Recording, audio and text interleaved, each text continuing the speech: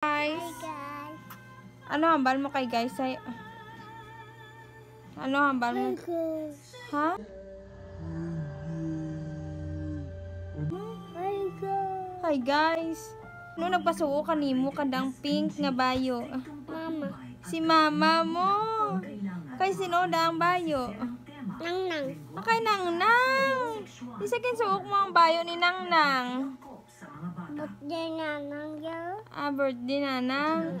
Ano ang bayo ni manang mo? Daw puti. Daw puti. Magandang araw. Kikita ninyo ngayon yung asol na kalangitan at magandang panahon. Pumapalakpak na naman gaya ng kahapon. May inuutos ito sa mga aso panigurado.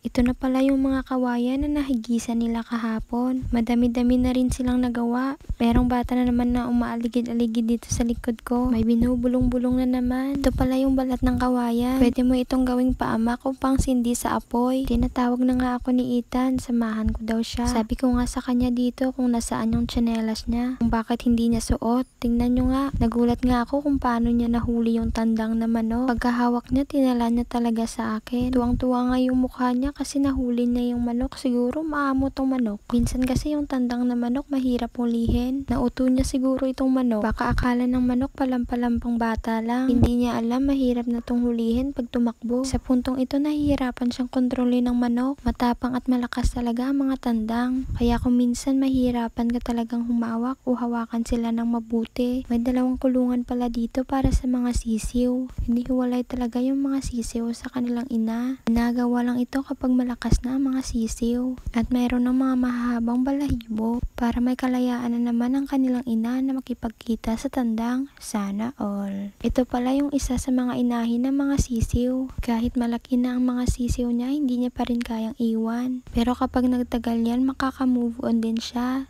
Ito na pala yung kakulitan ko. Pampataas at pampababa ng BP ko kung minsan. Tan, ano ni ka gansa? Kako. Ha? Hindi ko kamaan, balamang ka. Ang ara ka, huni ka gansa ma. Meron palang puno ng buko dito. Matanda pa sa aming magkakapatid yan. Madaming ang bunga. Mataas kasi kaya hindi maakyatan. Ang bagay diyaman. Sino rang balay ha? Akon. Kay sino? Akon. Imo, sino nagkaya daw? Mama. Si mama mo. Ano? Ano? Manok ako diyo. May manok ka. Sino ang manok to hayo? Akon. Imo. Ti, istoryay kami gani kay amo kag kay bao. Ikaw man de? Ikaw gani ang pistoryahan ko. Si Bao. Ako saka. Tapos, Tapos, ano hambal na? sagob. Nagsag-ob. Oo. Ano sunod ni hambal ni amo? Bao umpayi. Ha? Umpayi bao. Kumpari bao. Oo. Ay, ano sunod hambal na kay kumpari bao? Magwa din kumpare. Magwa si kumpare karon. No pagid ang hambal ni kumpare hay gintawag. Umpayi bao ako saka. Hambal na tana ko no saka. Pagkatapos ko makipagkulitan, nakita ko ito. Takway ang tawag namin dito. Sa inyo ba? Anong tawag ninyo? Masarap itong adobohin.